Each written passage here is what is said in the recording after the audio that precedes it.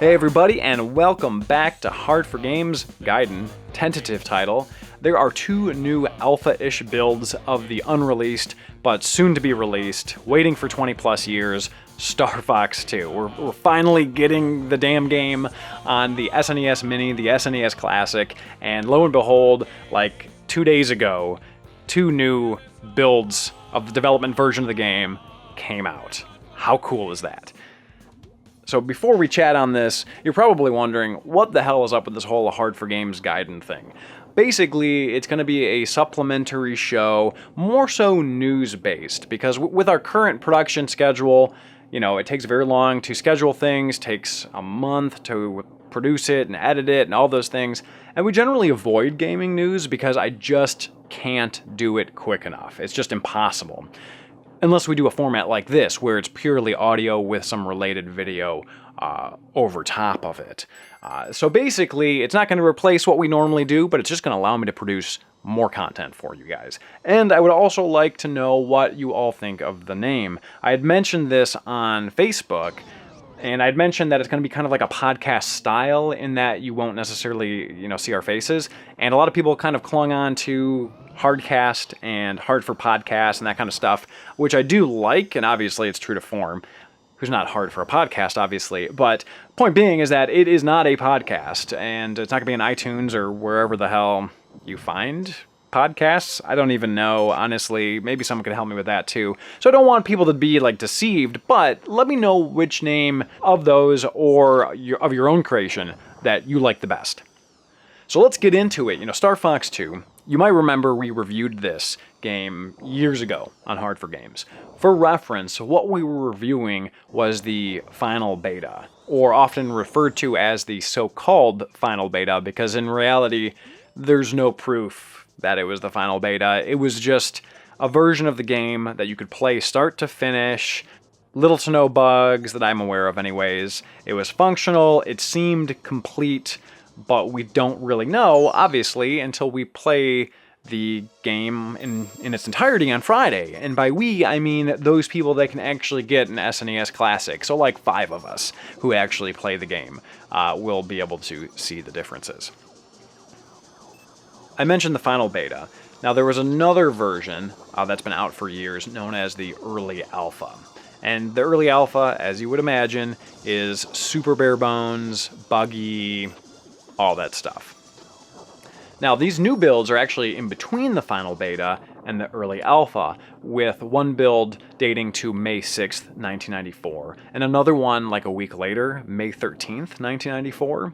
And there's not a lot of difference between these two builds. They're actually damn near identical, so I'm not really going to differentiate on screen which one I'm showing you guys, because for all intents and purposes, you would never really know the difference, just to be honest. Now, strangely, there's actually, with these builds, less going on than the early alpha. There's no enemies, for instance. The levels are very empty. They can be glitched out. Very abandoned looking. However, it does have a fully functioning multiplayer, which is good. And apparently, it crashes less than the early alpha, which is also nice.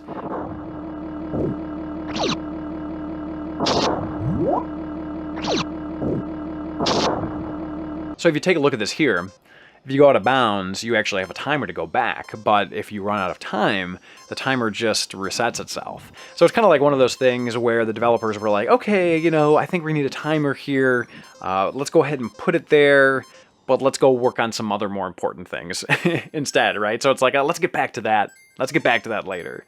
And one of the things that I noticed that I had totally forgotten about, or maybe it's less so like this in the final beta, but there's no point of reference. Other than the map, obviously, which is so crucial, but if you were to eliminate the map, you would just think you are still going straight. It is so confusing spatially without that map. Oh my god. You could tell that it's super early 3D free roaming environment, for sure. So these builds were actually produced by your friend and mine, Luigi Blood. Now, you may recognize that name because I basically mention it every other episode. This guy is involved in everything from Satellaview, restoration, N64DD, all that stuff. Basically, he's a coding genius. So in partnership with SNES Central, he got a hold of the source code and was able to build out these ROMs. Which wasn't easy, but he did it. So here's actually a quote from Luigi Blood about this creation/discovery.